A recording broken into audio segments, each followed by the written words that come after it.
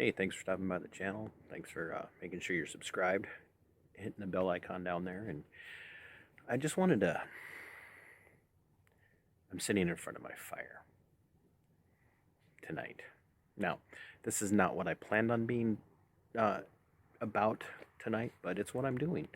And actually, I'm kind of okay with it because it's giving me a lot of time to think.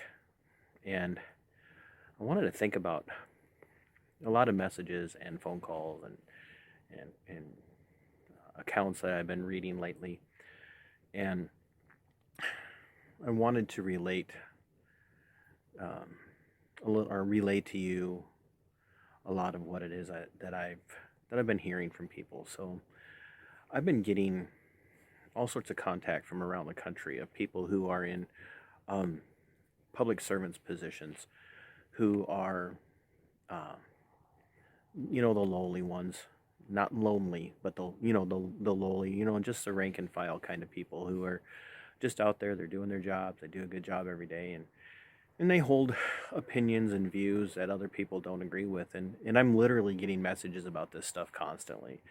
Friends from all over the country who are just, hey, I got a friend that had this happen. I had a friend that had that happen, and I had another friend that had that happen. And the reason that I bring it up is that what we're seeing is what I talked about in my video series a little bit about Joseph McCarthy.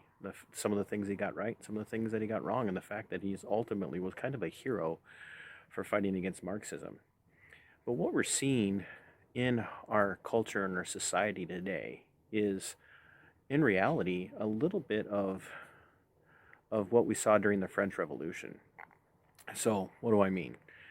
Um, and I've talked about this before as well.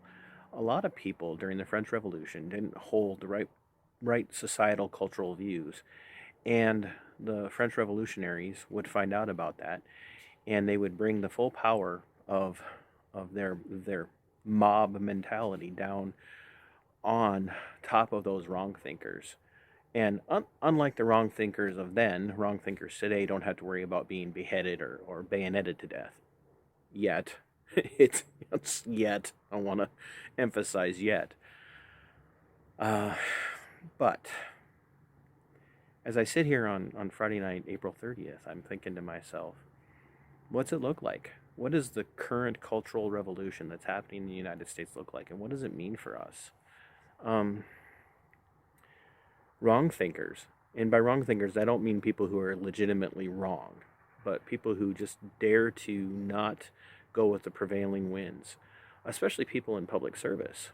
Um, when they dare to step out of line, when they dare to speak their minds on things that are really important, they're going to have the full weight of the current cultural societal standards brought down on them, so that they will be silenced. I was heard a story about an individual from out around Arizona who um, spoke out against some policies and things as a private citizen. He spoke out about some policies and things in another city, and it was a city that it was close to him, and he was just speaking out as a private citizen about those things. And the individuals of the city that he was speaking about um, complained, and he was terminated from his job uh, because he dared to rock the boat. And I want you to let that sink in a little bit. And I get it. Employers can, in the private sector especially, they can say, look, your political thoughts and your political actions are not protected. I disagree with that. I think that any employer who would terminate or fire someone for their political thoughts, as long as it's not literally advocating for violence towards people, is walking a very perilous line. And people within the public sector have a few more protections just because they work for the government. And what we have to remember in all of that is that those tools that can be used to silence you now, if you're a wrong thinker, could be used against those people who are using them now. And I think that's a very valid concern. And it's something that I wish people would remember. You don't have to like what people say. You don't have to like their viewpoints. You don't have to like their opinions. You don't have to like their political beliefs. You don't have to like their cultural beliefs. You don't have to like their philosophical views or their ideologies. You don't have to like their religious views. But when you use the power of your appointed or elected position to silence people, to have them removed from their private sector job, from their public sector job, to go after them, you are literally a tyrant. You are literally working in tyranny. And if someone holds you accountable for your actions as a public servant and you retaliate against them, that's terrifying. That's absolutely terrifying. And the people who speak out should be protected, whether their opinions are popular or not. But as we know, it's not going to happen. Because right now everybody's terrified of the mob. They're terrified of the Marxist mobs out there. They don't want to be seen as not holding the right views. Even if they themselves would say, well, I don't personally espouse those views. And I actually really agree with a lot of what that individual there in Arizona or down in North Carolina or Ohio, or wherever it might be.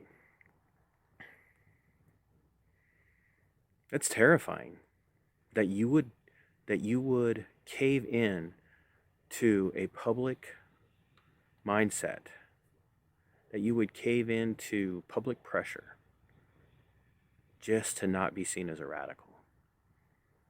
And this is why, there again, I believe private sector people and public sector people should have certain protections.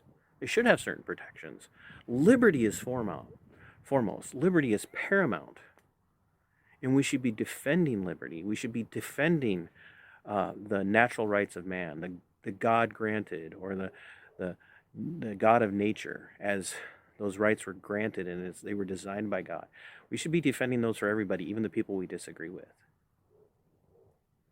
It's a scary trend that's being set right now, and it's being used on a lot of people. And you need to be aware of that, because it can be used against you eventually. And if you remain silent when you see it happening to someone, even if you don't agree with them, but especially if you do agree with them, if you remain silent and you don't fight for them, you're just as bad as the people that are using their power to oppress outspoken individuals. So until next time, Sic Semper, Tyrannis.